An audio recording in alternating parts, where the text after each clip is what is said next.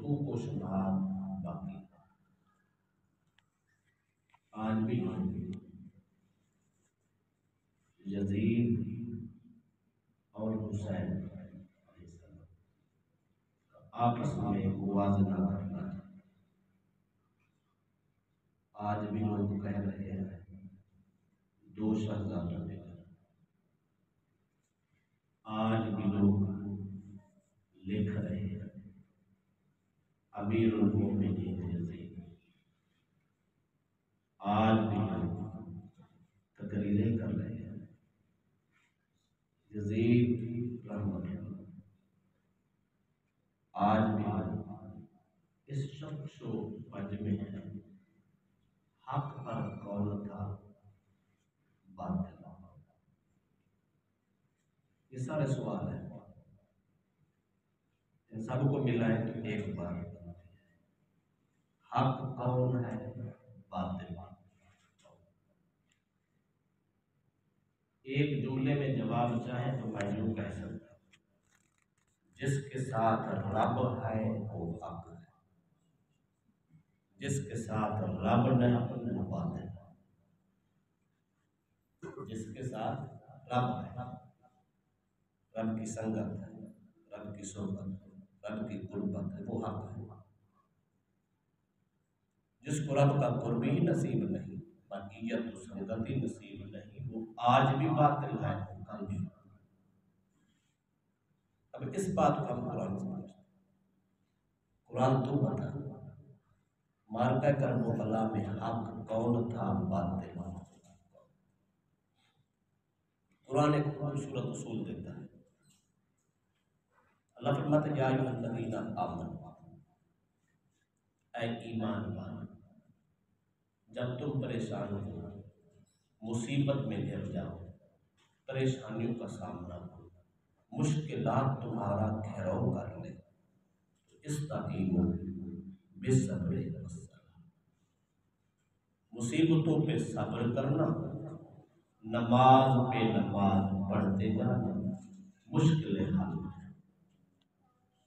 یہ پوری امت کے لیے قیامت تک کے لیے خوبصورت نسخہ۔ مصیبت آ پہنچے، پریشانی بن جائے، اولاد کی ہے، مال کی ہے، کاروبار کی ہے، جائیداد کی ہے، گھریلو ہے، پھر ہوئی ہے، کسی قسم کی کوئی پریشانی ہے، کیا کرنا ہے؟ بابیلا نہیں کرنا، ساتھ نماز نہیں چھوڑنی، نماز پڑھنی، پھر مشکل جانے اللہ پاک نے نسخہ دے دیا۔ آگے فرمائے ان اللہ مع الصابرین، اللہ صبر کرنے والوں کے۔ مولا جب مشکل کی گھڑی تھی، پریشانی کا عالم تھا، نجات حاصل کرنی تھی، تو تم نے کتنی چیزیں بیان کی؟ دو، صبر بھی کرنا ہے، نماز بھی پڑھنی ہے۔ اب جب تیری قربت کی باری آئی، تیری سنگت کی باری آئی، تیرے پیار کا وقت آیا، تیرے معیت و سنگت کا موقع آیا، تو تم نے ونڈ الگ کر دی، تم نے کہا ان اللہ مع الصابرین، میں نمازی کے ساتھ نہیں ہوں، میں تو صابر کے ساتھ ہوں۔ وجہ میں نے سوال کیا، اس کا جواب آ گیا قرآن سے۔ اللہ فرماتا ہے آپ کو پتا تھا یا نہ تھا، مجھے تو پتا، ایک ایسا زمانہ بھی آئے گا، لڑنے والے لڑیں گے، جھگڑنے والے جھگڑیں گے، مد مقابل آمنے سامنے ہوں گے، مارکا قائم ہو جائے گا، نماز ادھر بھی ہوگی، نماز ادھر بھی ہوگی، اذان ادھر بھی ہوگی، اذان ادھر بھی ہوگی، اقامت ادھر بھی ہوگی، اقامت ادھر بھی ہوگی، وہاں بھی نماز باجماعت ہوگی، ادھر بھی نماز باجماعت ہوگی۔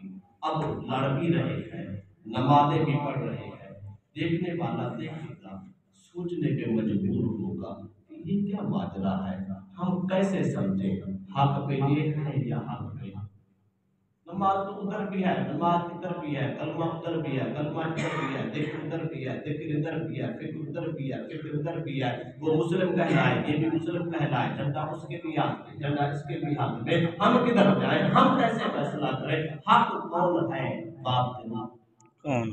اللہ فرماتا ہے گھبرانے کی ضرورت نہیں ہے، میرے مصطفیٰ کا غلام ہو، سوال کرنا اس کا کام ہے، جواب دینا میرا کام ہے۔ مولا تو بتا، فرمایا ان اللہ مع الصابرین، میں نماز پڑھنے والوں کے ساتھ نہیں ہوں۔ کیوں؟ لوگوں کو فیصلہ کرنا مشکل ہو جائے گا، حق کون ہے باطل کون ہے۔ ان اللہ مع الصابرین، میں صبر کرنے والوں کے ساتھ ہوں۔ جہاں ظالم ہوگا میں اس کے ساتھ نہیں ہوں، اس لیے کہ وہ باطل ہے۔ جہاں مظلوم ہوگا، جہاں صبر پایا جائے گا، میں خدا اس کے ساتھ ہوں۔ سبحان اللہ۔ ظالم باطل ہے، مظلوم حق ہے۔ کربلا کا مارکا اٹھا کے دیکھیں، اس کا مطلب یہ ہے اللہ حسین کے ساتھ ہے، اللہ حسن کے ساتھ ہے، اللہ قاسم کے ساتھ ہے، اللہ علی اکبر کے ساتھ ہے، اللہ علی اکبر کے ساتھ ہے، اللہ جناب زینب کے ساتھ ہے، اللہ نبی کے گھرانے کے ساتھ ہے، کیونکہ مظلوم کو بھی تھا ساتھ ہے۔ قرآن کی یہ نص کہتا ہے، قرآن کی یہ نص کہتا ہے، قرآن کے الفاظ کہتا ہے، رب جس کے ساتھ ہے حق پر ہے۔ تو ساتھ کون ہے؟ کس کے ساتھ جڑا؟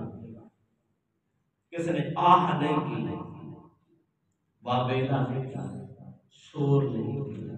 مولا جو دور ادا ہے، جو جوان بیٹا لینا چاہے تو جوان دیتا ہوں، تو اگر چھوٹا لینا چاہے تو چھوٹا دینا چاہتا ہوں۔ تو 20 سال کا اگر تو جوان میرا شبابک جد والا علی اکبر لے تو میں قربان کر دیتا ہوں، 6 ماہ کا علی اصغر لے تو قربان کر دیتا ہوں۔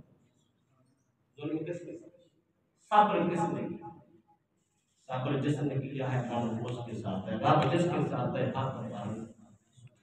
اگر اللہ آگے فرماتے ہیں وَلَا تَقُولُوا لِمَن يُقْتَلُ فِي سَبِيلِ اللَّهِ أَمْوَاتٌ، جو لوگ میرے راہ میں قتل کر دیے جائیں، شہید کر دیے جائیں، انہیں مردہ نہ کہو۔ ٹھیک ہے، حکم خدا ہے، سر آپ پہ مولا تم نے کہہ دیا ہم مردہ نہیں کریں۔ کیوں؟ ایک تہذیب یہ ہے، آپ جس علاقے میں رہتے تہذیب یہی ہے۔ میں آپ کو مثال دیتا ہوں، اگر آنکھ سے کوئی کانا ہوا اور اس کو ہم کہیں کانا کانا، کوئی آدمی ٹانگ سے لنگڑا ہو، بچے اس کو کہیں لنگڑا لنگڑا، بلا لیتے بیٹا ادھر۔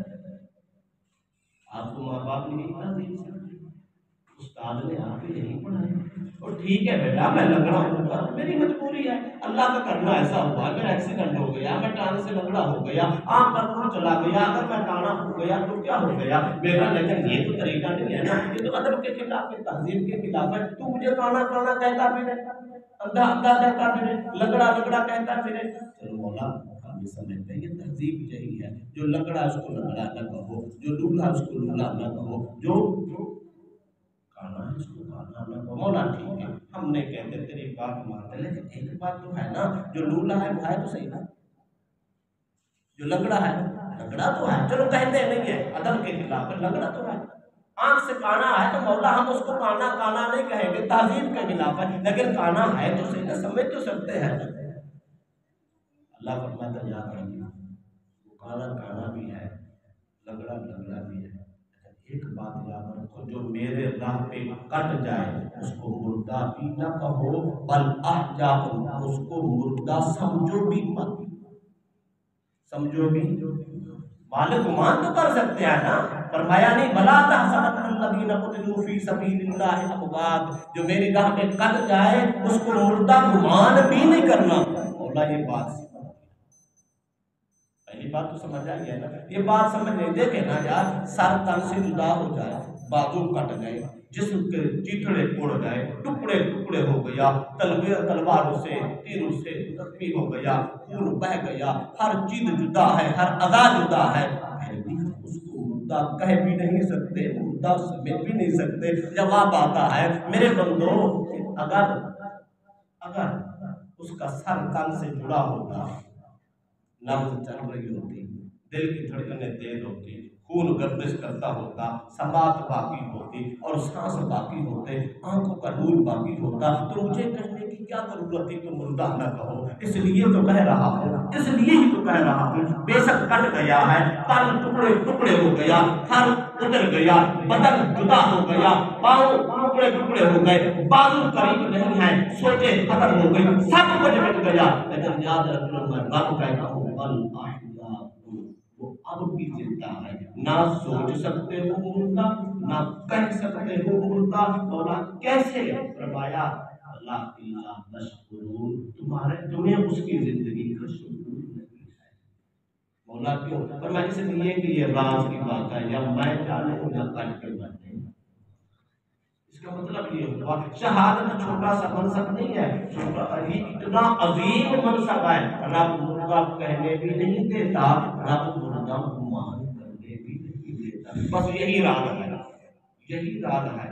کتنے سال، 100 سال گزر گئے، حسین آج بھی زندہ، حسین آج بھی زندہ ہے۔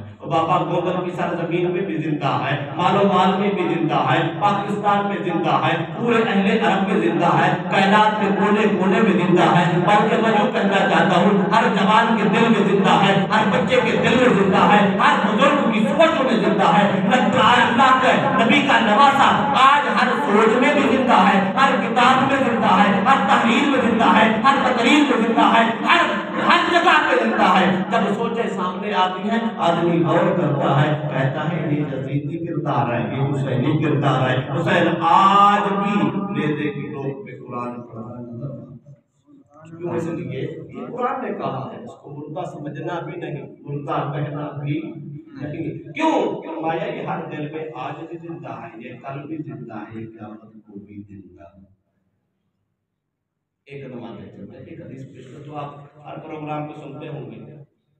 میرے مصطفیٰ نے نماز پڑھائی، آپ جب سجدے میں گئے تو نور نظر شہزادہ بدور لخت جگر علی سید الشہداء امام حسین بچپن کا عالم ہے۔ آپ دوڑتے ہوئے آتے ہیں، نانے کی پیٹھ پہ سوار، یہ سنا ہے، روزانہ سنتے ہو۔ میں اگلی بات کرنا چاہتا ہوں، جب نبی سجدے میں تھا، حسین پیٹھ میں تھا، نبی نے کیا کہا؟ سبحان ربی الاعلیٰ، سبحان ربی الاعلیٰ، سبحان ربی الاعلیٰ۔ حسین اترا نہیں، حسین بیٹھا رہا۔ نبی نے کلمہ پڑھایا، سبحان ربی الاعلیٰ، سبحان ربی الاعلیٰ۔ 5 ہو گئے، حسین اترا نہیں۔ 7 ہوئے، حسین اترا نہیں۔ 9 بار پڑھا، حسین اترا نہیں۔ اب نبی نے گنتی چھوڑ دی پڑھنا۔ میری طرف دیکھیں، میں جملہ دینا چاہتا ہوں، زبان پہ ذکر خدا ہے، سبحان ربی الاعلیٰ، سبحان ربی الاعلیٰ۔ نبی سجدے میں ہے، زبان پہ اللہ کا ذکر ہے، دل مصطفیٰ میں حسین کا ہے۔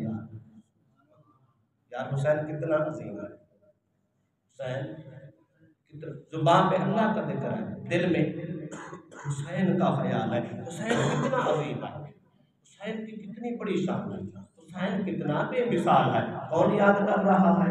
اللہ کا نبی۔ کہاں یاد کر رہا ہے؟ سجدے میں۔ ایک اور بات کرو، ایک اور بات کرو، دیکھیں اگر حسین کندھے پہ سوار نہ ہوتے کتنی تسبیح پڑھنی تھی؟ ورنہ چلو 7 11 پڑھ لیتے، یار تعداد میں رہتے، پھر بھی تو تعداد تھی نا۔ لیکن جب حسین بیٹھا تھا، نبی نے سوچا کہ میرا حسین بیٹھا ہے، اب گنتی کی بات نہیں ہے، جب حسین اترے گا پھر سر اٹھاؤں گا، جب تک حسین اٹھتا نہیں سجدہ لمبا ہوتا جائے گا۔ اب گنتی کی ضرورت نہیں ہے، بغیر گنتی کے پڑھتا ہوں، جیسے حسین کی رضا ہوگی ویسے میرے رب کی رضا۔ اگلا جملہ، اب حسین جب نبی سجدے میں گئے، کس لیے؟ بھئی جب نبی سجدے میں جھکے رب کے لیے، اب اٹھتے نہیں حسین کے لیے۔ کتنا بڑا مقام ہے، سوچنے والی بات ہے۔ یہ رسمی باتیں میں نہیں کر رہا، رٹی رٹی باتیں نہیں کر رہا، فکری باتیں کر رہا ہوں۔ جب نبی اترے سجدے میں خدا کے لیے، اب اٹھتے نہیں حسین کے لیے۔ مولا اتنی بڑی عظمت، اتنا بڑا مقام، اتنی بڑی شوکت، اتنا بڑا رتبہ، مولا ہوتے نہیں۔ کبھی مصطفیٰ سے پوچھے نا میرے آقا آپ سر اٹھاتے کیوں نہیں؟ فرمایا میں سر اس لیے نہیں اٹھاتا، میرا حسین گر گیا تو چوٹ لگ جائے گی۔ جب نمازی جب نماز میں ہوتا ہے حالت سجدہ ہوتا ہے، اتنا اونچا ہوتا ہے، 1 فٹ 2 فٹ، یار 2 فٹ سے اگر بچہ گر جائے تو کیا خیال ہے کتنی چوٹ لگے؟ زخمی ہو جائے گی؟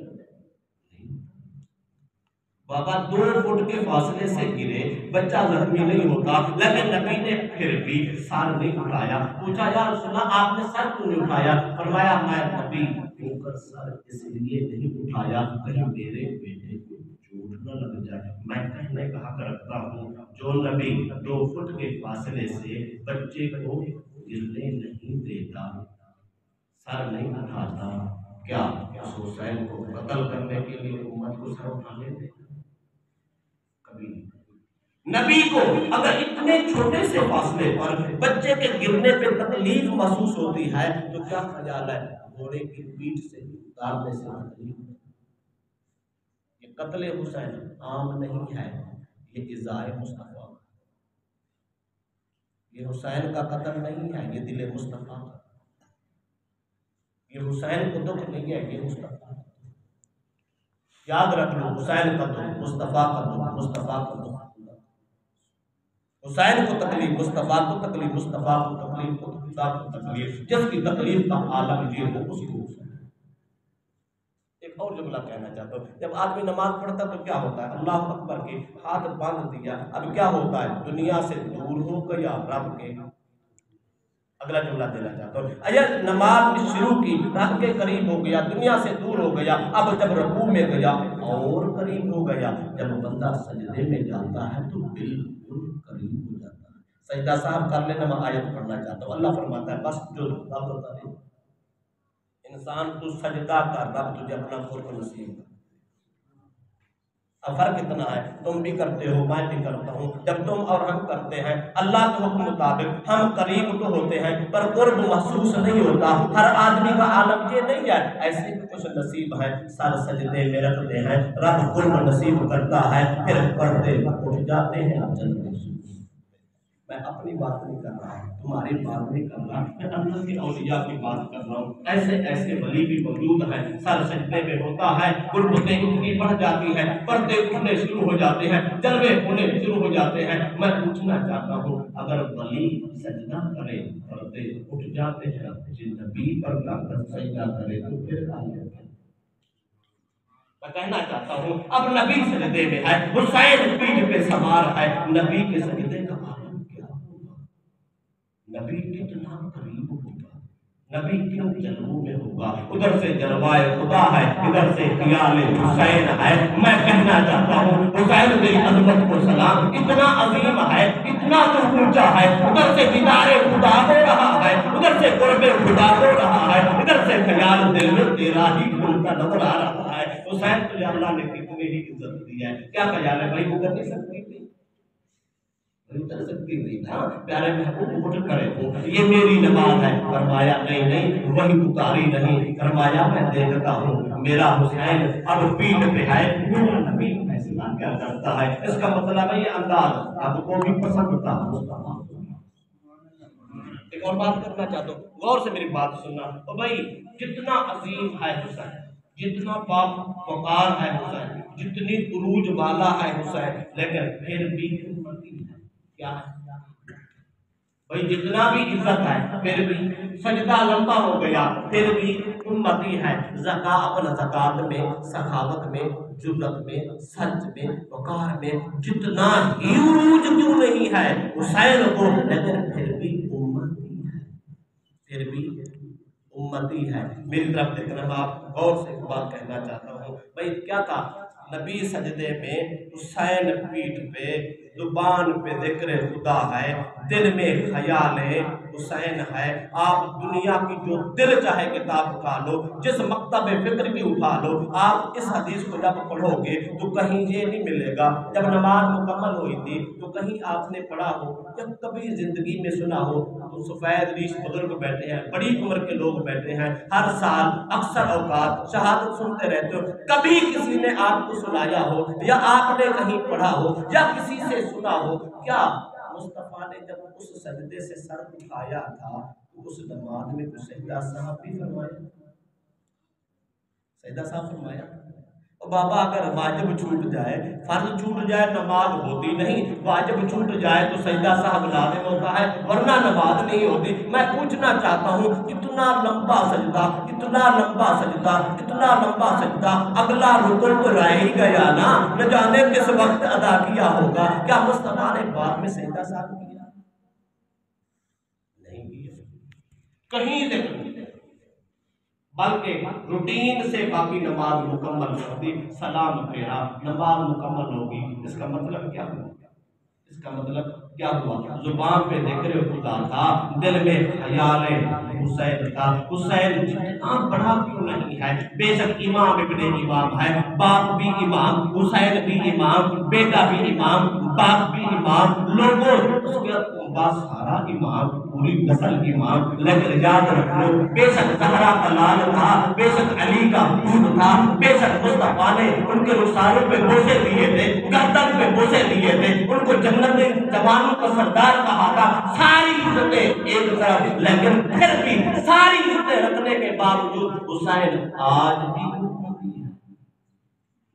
حسین آج بھی میں کہنا چاہتا ہوں نبی سجدے میں ہے، خیال حسین ہے، نبی کے سجدے میں حسین کا خیال ہے، نماز میں کوئی فرق نہیں آیا، نماز ٹوٹی نہیں، سجدہ صاحب لازم نہیں آیا، دوبارہ مصطفیٰ نے پڑھی نہیں۔ میں کہنا یہ چاہتا ہوں نبی کے خیال میں اگر امتی کا خیال آئے تو نماز نہیں ٹوٹتی، اگر امتی کے خیال میں مصطفیٰ کا خیال آئے تو نماز کیسے ٹوٹ جاتی ہے؟ لوگ کہتے ہیں نماز میں نبی و ولی کا خیال آئے، نبی و علی کا خیال آئے، نماز رہتی نہیں۔ میں کہتا ہوں نبی کے خیال میں اتنی دیر تک ایک امتی کا خیال آتا رہا، نماز میں فرق نہیں پڑا۔ خدا کے بندوں اگر امتی کے خیال میں نبی کا خیال آ جائے، امتی کے اگر ذہن میں، دل میں، فکر میں، سوچ میں، نماز کی حالت میں اگر نبی کا خیال آئے،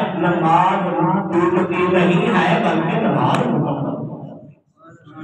اس لیے یہ کہنا نبی کے خیال سے نماز نہیں ہوتی یہ باطل خیال ہے۔ میں جو کہتا ہوں جب تک نبی کا خیال نہ آئے نماز ہوتی نہیں۔ کیوں؟ اس لیے یار دیکھو آپ شروع سے لے کر آخر تک، ایک جملہ دے کر کے آگے بڑھتا ہوں، شروع سے لے کر آخر تک پوری نماز دیکھ لو، رب کی سنت ہے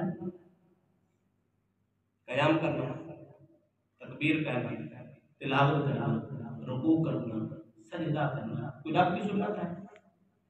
کوئی ایک سنت رب کی نہیں۔ رب نے تو کہا نماز پڑھو، مولا پڑھتے ہیں، اب کیسے پڑھے؟ فرمایا صلو کما رأیتمونی اصلی، ایسے پڑھو جیسے میرا مصطفیٰ پڑھتا ہے۔ اب ہم کیا کرتے ہیں؟ ہاتھ اٹھایا، خیال آتا ہے میرے مصطفیٰ نے ایسے اٹھایا تھا، ہتھیلیاں قبلے کی طرف تھی، ہاتھ اٹھے ہوئے تھے، کانوں تک ہاتھ اٹھانا ہے، اللہ اکبر کہا تھا، اب کہا کہ ہاتھ باندھا، ناک پہ باندھنا ہے، ایسے باندھنا ہے، اب تلاوت کرنی ہے، ثنا ہے، فاتحہ ہے، سورۃ اخلاص ہے یا کوئی اور سورت ملاتے ہیں، رکوع مصطفیٰ نے ایسے کیا ہے، پیٹھ سیدھی ہے، سر سیدھا ہے، گھٹنوں کو پکڑنا ہے، بالکل ٹانگیں سیدھی رکھنی ہے، اب اٹھنا ہے، قوما کرنا ہے، پھر جانا ہے سجدے میں، پھر بیٹھنا ہے تحیات میں۔ میرے مصطفیٰ نے جب سلام پھیرا تھا ادھر بھی کندھے کو دیکھا تھا، ادھر بھی کندھے کو دیکھا تھا۔ میں پوچھنا چاہتا ہوں نماز کی ابتدا سے لے کر آخری لمحے تک سارا خیال مصطفیٰ ساری ادا مصطفیٰ کی تو ہے، اگر وہ نہیں سوچنی تو سوچنا کیا ہے؟ خیال اس کا نہیں لانا تو لانا کس کا ہے؟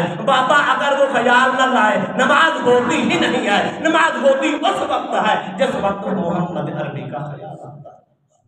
عبادت خدا کی ہوتی ہے، تصور مصطفیٰ کا ہوتا ہے، انداز مصطفیٰ کا ہوتا ہے، نماز ٹوٹتی نہیں، نماز کامل ترین ہوتی ہے۔ اگلی بات ایک حدیث اور پڑھنا چاہتا ہوں، آپ نے سنا ہوگا، میں مشہور زمانہ حدیث ہے، نبی اکرم صلی اللہ علیہ وسلم اپنے گھر میں تشریف فرما ہے، آپ کی طبیعت میں تھوڑی سی پریشانی کا سامنا ہوا، آنکھوں سے آنسو ہے، بڑے افسردہ بیٹھے ہیں۔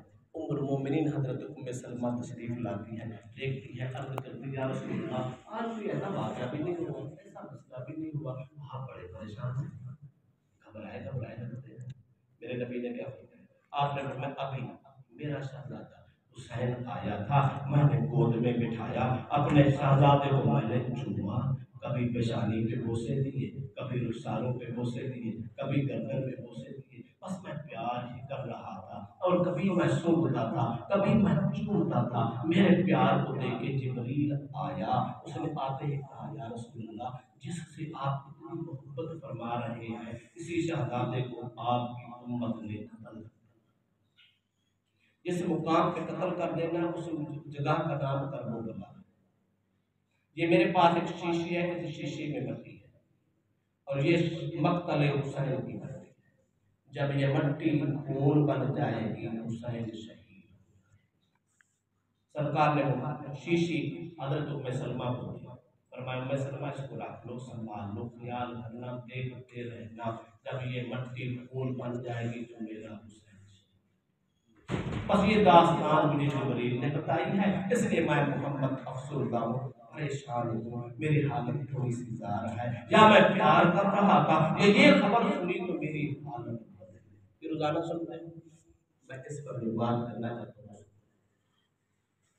لوگ کہتے ہیں اگر حسین حق ہوتا پھر اتنے عذاب میں مبتلا کیوں، اتنی مشکلوں میں مبتلا کیوں، اتنی سختیاں، کبھی بھوک، کبھی پیاس، کبھی دشمن کا سامنا، کبھی بچے دفاع کرائے جا رہے ہیں، کبھی اپنی جان پہ خنجر کھائے جا رہے ہیں۔ اگر حق ہوتے، سچ ہوتے، اتنا عذاب میری طرف دیکھیں۔ بات تھوڑی سی مشکل ہے، میں آپ کی توجہ چاہوں گا، مسئلہ سمجھ آ گیا تو میرے آنے کا مقصد پورا ہو جائے گا۔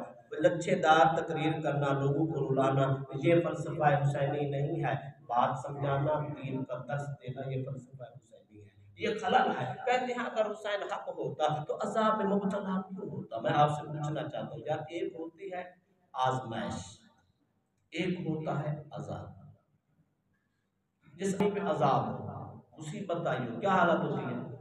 بیمار ہوگا، لاچار ہوگا، ذلیل ہوگا، خوار ہوگا، کبھی رزق کی تنگی، کبھی اولاد کے، کبھی دشمن کا سامنا، کبھی لڑایا، کبھی کچھ، کبھی کچھ، کبھی کچھ، یہ عذاب ہے۔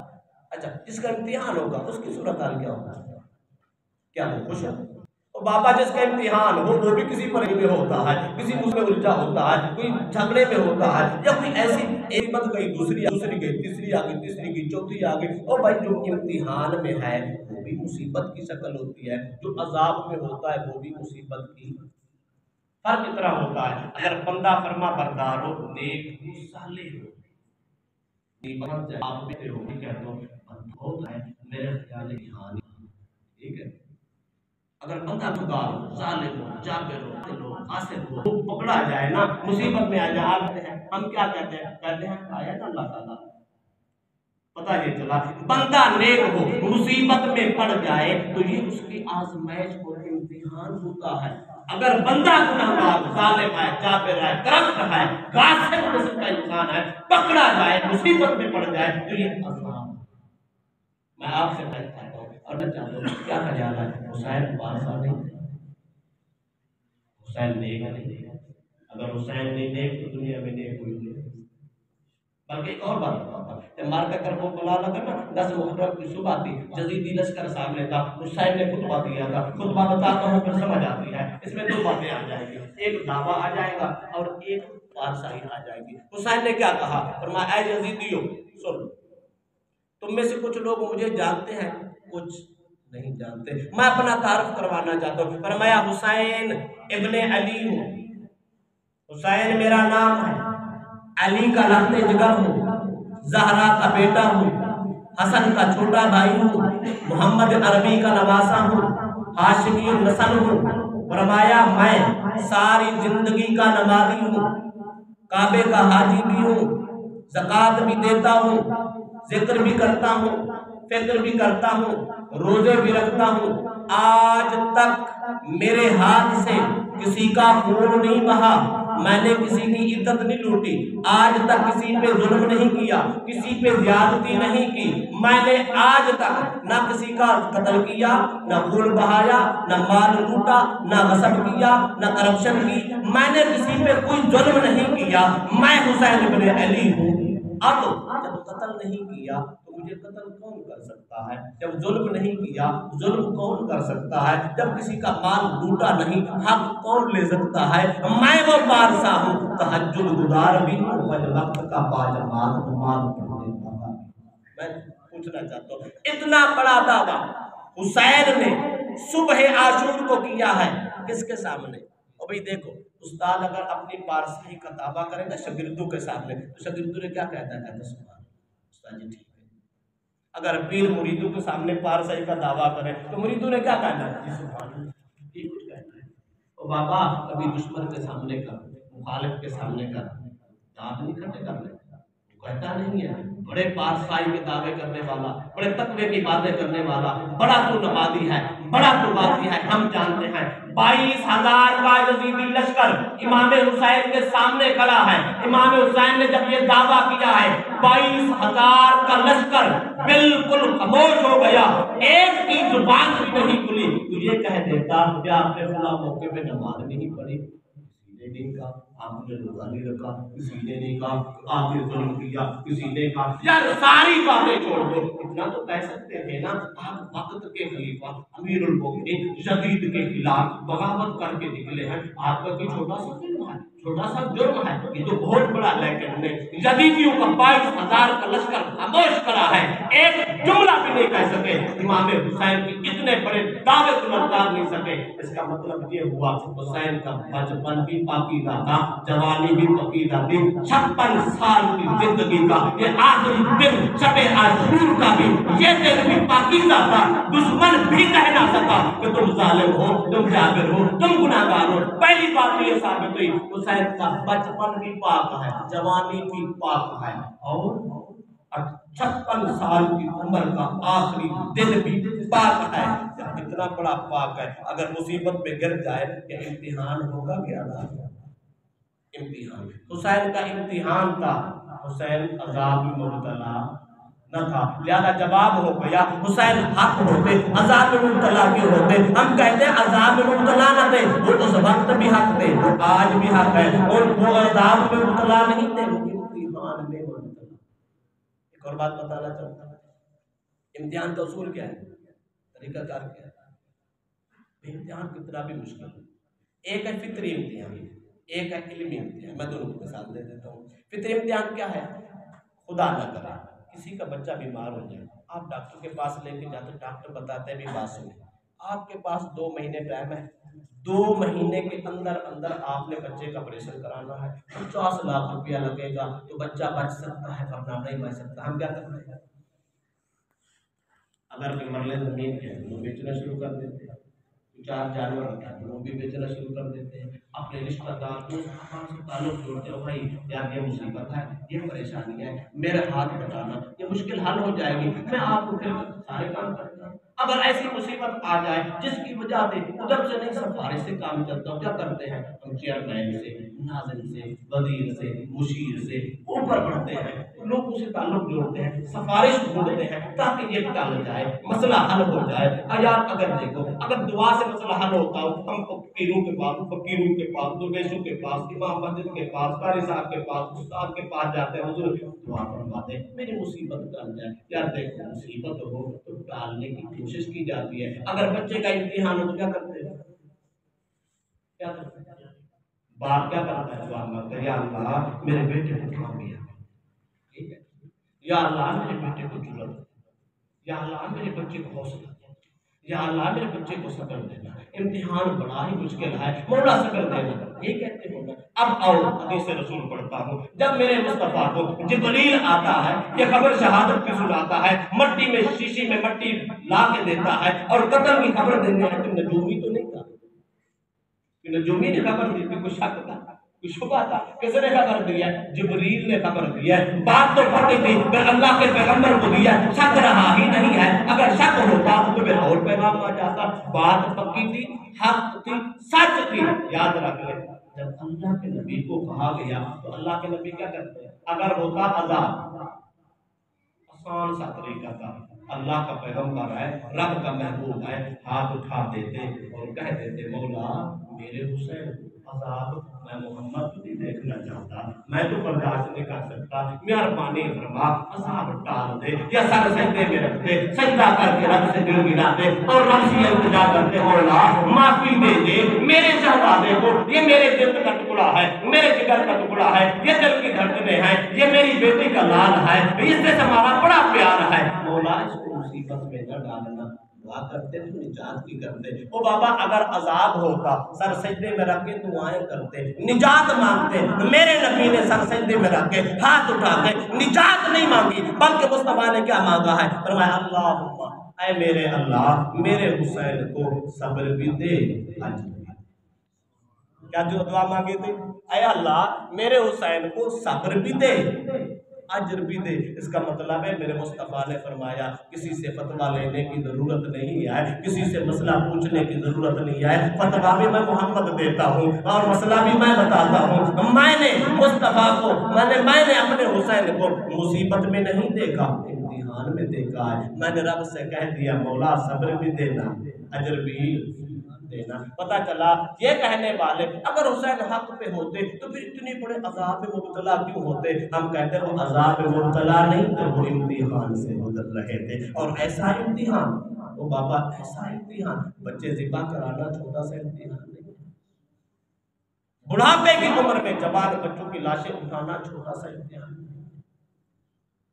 محفوظ عمر کے معصوم بچوں کو لاشا اٹھانا اپنے ہاتھوں سے، اس کو تیروں سے چھلنی دیکھنا چھوٹا سا امتحان، کھاد بادے کو اکیلا چھوڑ کے دنیا سے چلا جانا چھوٹا سا امتحان، ظالم و جابر کے سامنے بھوک اور پیاس کے عالم میں مقابلہ کرنا چھوٹا سا امتحان نہیں ہے۔ لیکن دعائے مصطفیٰ پیچھے کھڑی تھی، وہ صبر بھی کر رہے تھے، اجر بھی پا رہے تھے، وہ آج بھی اجر پا رہے ہیں۔ آخری سوال کر کے اس کا جواب دے کے بات ختم کر دیتا ہوں۔ کچھ لوگ کہتے ہیں یار بات یہ ہے حسین بے خبری میں مارے گئے، کیا کہتے ہیں گمراہ کرنے والے بڑے بڑے چالے کرتے ہیں، بڑے بڑے بار کرتے ہیں، عجیب و غریب سوال کرتے ہیں، کیا کرتے ہیں؟ کہتے ہیں حسین بے خبری میں مارے گئے، حسین کو پتا نہ تھا کہ میرے ساتھ یہ ہو سکتا ہے۔ کیوں؟ اللہ کے نبی فرماتے تھے ان الحسن والحسین سیدا شباب اہل الجنہ، یہ تو نوجوانان جنت کے سردار، یہ تو میرے پھول ہیں، یہ تو شہزادے ہیں، یہ تو بہت بڑے عالم ہیں، یہ جنت کے مالک لوگ ہیں، کیا لوگ مجھے بھی قتل کریں گے؟ لوگ کہتے ہیں حسین کو پتا نہ تھا، لا خبری میں بے خبری میں مارے گئے۔ کوئی میری طرف دیکھے تاریخ کے بارے میں اٹھائے، تاریخ پڑھ کے دیکھے، یا کیا حسین نے دیکھا نہیں تھا؟ اگر باب علی کے سامنے صف بندی ہو سکتی ہے کہ حسین کے سامنے نہیں ہو سکتی؟ باپ کے ساتھ جنگ ہو سکتی ہے، بیٹے کے ساتھ نہیں ہو سکتی۔ ان کے لیے لوگ سامنے آ سکتے ہیں، بیٹے کے ساتھ نہیں آ سکتے ہیں۔ تاریخ کے آئینے میں اگر دیکھیں تو جواب ملتا ہے حسین بے خبری میں نہیں مارے گئے، حسین کو پتا تھا اگر باب علی کے سامنا ہو سکتا ہے تو حسین کا بھی لوگ سامنا۔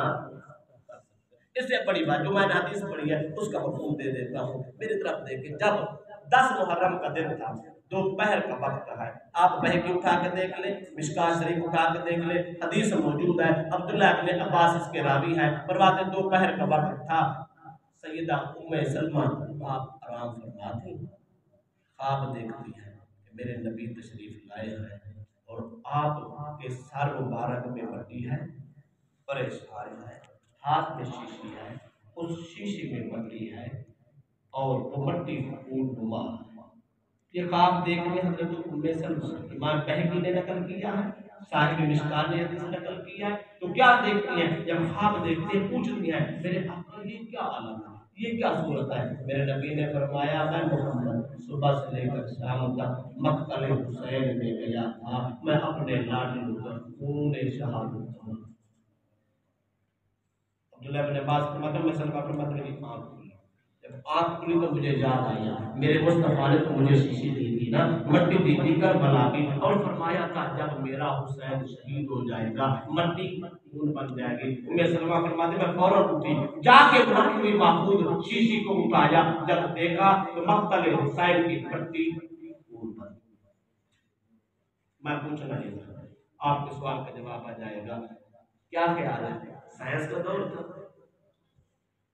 گھروں میں ٹیلی ویژن لگا ہوا تھا، کیا سکرین پہ کوئی بریکنگ نہیں ڈسپلے ہوتی ہے؟ کیا ایس ایم ایس آیا تھا بچی کو؟ کوئی کاسٹ آیا تھا بچی کو بتانے؟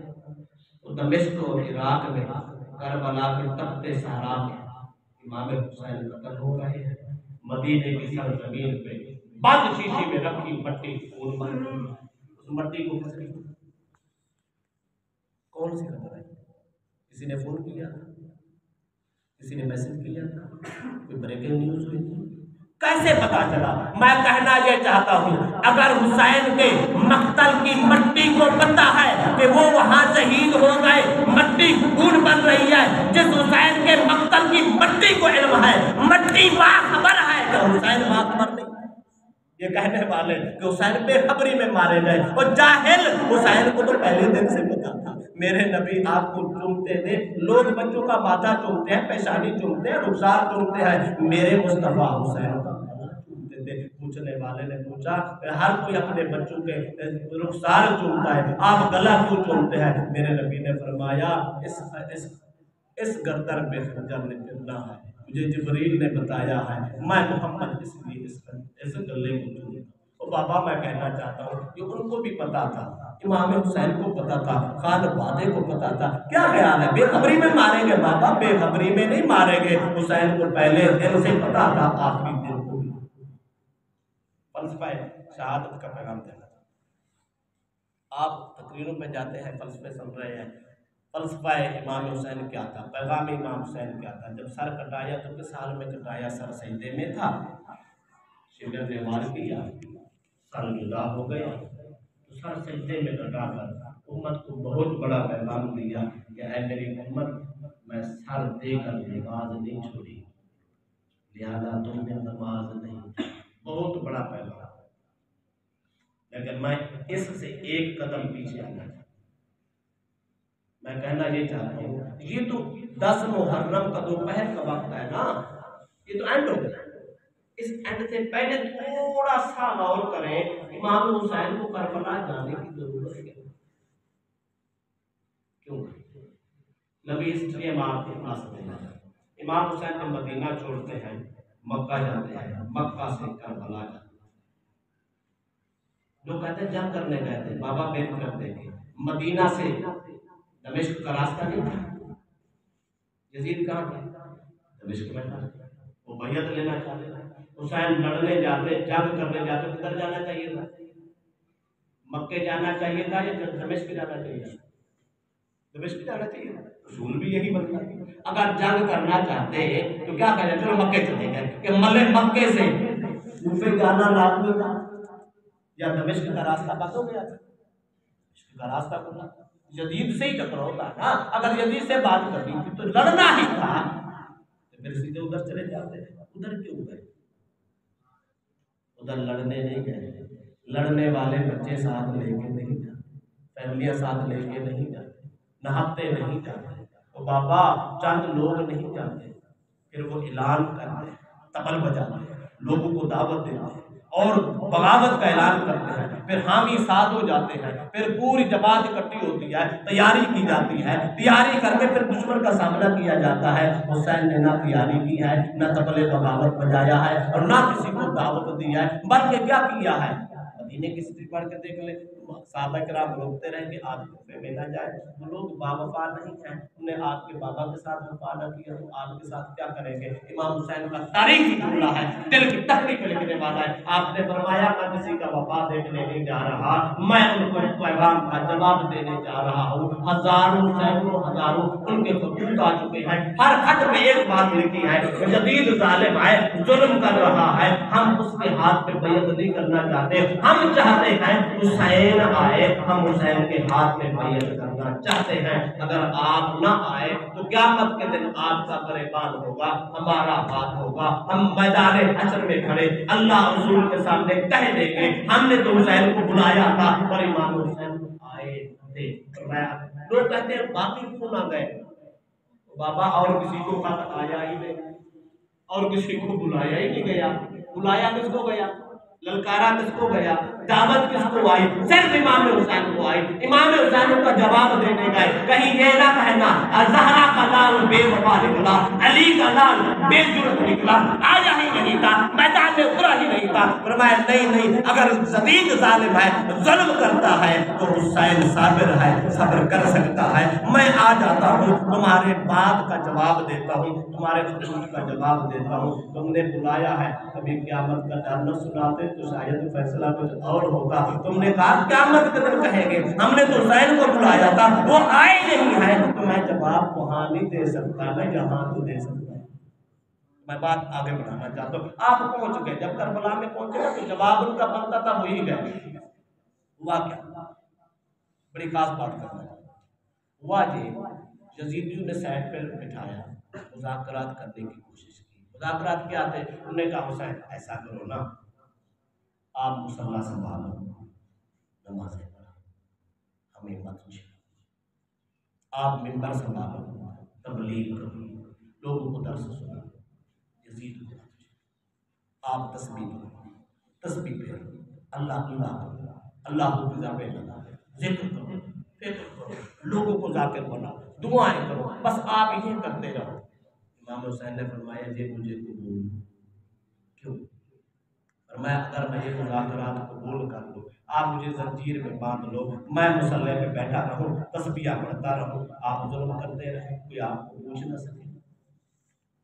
میں کتاب کرتا رہوں, لوگوں کو درس سناتا رہوں, اور آپ قانون توڑتے رہے, شریعت کی حدود توڑتے رہے, لوگوں پہ زیادہ کرتے رہے, حلال کو حرام, حرام کو حلال کہتے پھرے, اور تجھے روکنے والا کوئی نہ ہو. فرمایا یہ قانون نہیں ہے, میں علی کا لال ہوں. میں یہ کہنا چاہتا ہوں جو قانون میرے مصطفیٰ کا تھا, جو قانون صدیق اکبر کا تھا, جو سیاست فاروق اعظم کی تھی, جو سیاست جناب عثمان غنی کی تھی, جو اصول جناب مولا علی کے تھے, میں کہتا ہوں آج رسول پہ کوئی حکومت کرنا چاہے تو حسین ساتھ دے گا. اگر وہ رسولوں سے ہٹ دے کرے گا, حسین ساتھ نہیں دے سکتا. حسین سامنا کر سکتا ہے, حسین مقابلہ کر سکتا ہے. تو ظلم کرتا رہے گا, میں صبر کرتا رہوں گا, لیکن مجھے یہ مسئلہ نہیں چاہیے. آج لوگ کہتے ہیں مولوی کو کیا ہو گیا, بابا مولوی کو کچھ نہیں ہوا, یہ سبق حسین نے پڑھایا تھا. آج بھی حسین کا یہ مشن آواز دیتا ہے, مصلی پہ بیٹھ کے نمازیں پڑھانے والوں, صرف دعائیں کرنے والوں, کرسی پہ بیٹھ کے خطبے سنانے والوں, یہ ہر ساری زندگی خطبے نہیں سنانے, ظالم کا سامنا بھی کرنا ہے, جابر کا گریبان پکڑنا ہے, قانون توڑنے والے کا حساب بھی کرنا ہے, اور اس کو بتانا ہے ہم حسینی مشن کے علمبردار ہیں, ہم خاموش ہو کے بیٹھنے والے نہیں ہیں. ظالم کو ظالم کہیں گے, جابر کو جابر کہیں گے, ملک کو لوٹنے والے کا گریبان پکڑ کے ہم حساب لینا جانتے ہیں. تو ظلم کرتا جا, ہم صبر کرتے جائیں گے. ہم تیرے خلاف آج بھی کھڑے ہیں, ہم تیرے خلاف کل بھی کھڑے ہیں. تم نے ہماری نسلوں کو مقروض کر دیا, ہم تجھے چھوڑ نہیں دیں گے. یہ فکر حسین. اگلا جملہ کہنا چاہتا ہوں, بابا دیکھو مارکا کربلا ہو گیا, اس نے پاور سے, طاقت کے دور پہ, اپنی حکومت اور فوج کے دور پہ اس نے لوگوں سے حق کے احتجاج بھی چھین لیا. کیا ہوا تھا جب یہ مارکا کربلا کے بعد دمشق سے ہوتے ہوئے یہ سارے سر مبارک شہیدوں کے مدینے پاک میں آئے تھے, پورے مدینے والوں نے احتجاج شروع کیا. انہوں نے کہا یہ دن تو ہم نے دیکھنا تھا, ہم نے سوچا ہی نہیں تھا. یزید اتنا بڑا ظلم کیا ہے تو نے, خانوادہ رسول کا تو نے یہ خون بہایا ہے, بے دردی سے خون بہایا ہے, لہذا سارا مدینہ سراپا احتجاج ہو گیا. یزید نے دمشق سے فوجیں بھیج دی, فوجیں بھیج کے آپ کوئی تاریخ کی کتاب اٹھا کر دیکھ لیں, مدینے کی سرزمین مسجد نبوی میں 3 دن اذان بند, اقامت بند, جماعت بند, مسجد نبوی کے مقدس میدان میں گھوڑے اور خچر باندھے 3 دن تک.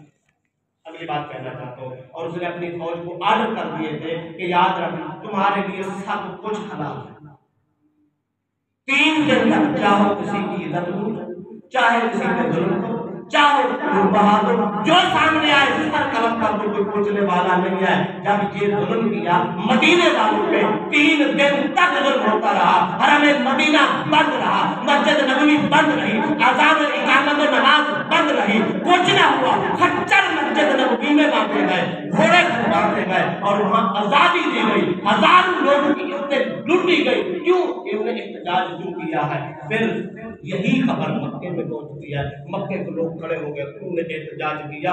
یزید نے پھر دمشق سے آرڈر جاری کر دی, فوجیں مکے میں بھیج دی. جب فوجیں مکے میں جاتی ہیں تو وہاں کیا ہوتا ہے, ان کا سر کچلنا شروع کر دیتے ہیں, مرجنیق کے ذریعے آگ کے گولے کعبے پہ پھینکنا شروع کر دیے ہیں, حتیٰ کہ کعبے کی در و دیوار کو, غلاف کو आग लग जाती है, आर्डर पे आर्डर आ रहा है, लोगों का कत्ले आम हो रहा है, खून बहता जा रहा है। लेकिन जिस वक्त अल्लाह का करना देखो, अंजाम जदीद का देखो, जिस वक्त काबे को आग लगी हुई थी, लोग हरम काबा में कत्ल हो रहे थे, जुल्म खत्म हो रहा था, उस वक्त इधर से काबे के दरो दीवार को आग लगी, गिलास को आग लगी थी। उसी लम्हे में यजीद को दमिश्क में पेट में दर्द होता है, उसी दर्द में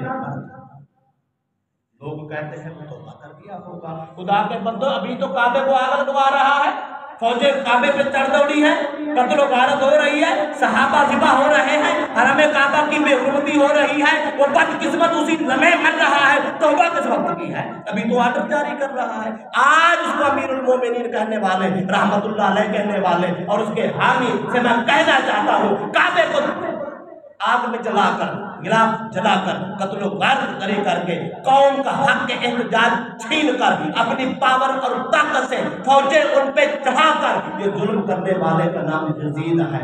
मैं जुमला देना चाहता हूँ, लोग आओ, आज जिस मुल्क में जहाँ आप और हम सांस ले रहे हैं, एहतजाज की जरूरत किसी को है? दुनिया सहमी है, कोई सोशल मीडिया पे पोस्ट लिखने से मजबूर है, कहीं उठा न लिए जाए।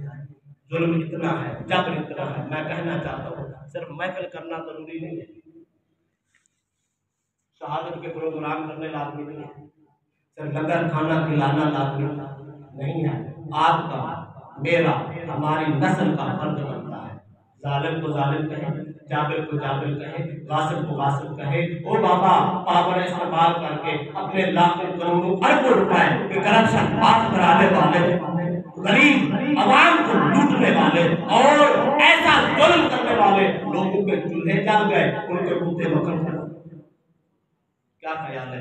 आज भी इस कौम ने अगर होश के सुनाखुन न लिए, आज भी हमने अपनी तकदीर बदलने की कोशिश न की, हमने अपनी सोचें न बदली और अपनी फिक्र न बदली, अपना किरदार न बदला, अपना मोहर न बदली, अपनी फिक्र न बदली, याद रखो आने वाला जमाना यजीदियत का जमाना है। ये सोच यजीदी है, निजाम यजीदी है, फिक्र यजीदी है, अमल यजीदी है, जुल्म यजीदी है, ललकार यजीदी है और पावर यजीदी है। इस्तेमाल की जा रही है, कौम पसपा होती जा रही है, नस्लें बर्बाद हो रही है। मैं कहना चाहता हूँ, किसी कौम की बात नहीं, किसी पार्टी की बात नहीं, इस निजाम के साथ जो भी आएगा वो यही जुल्म करेगा।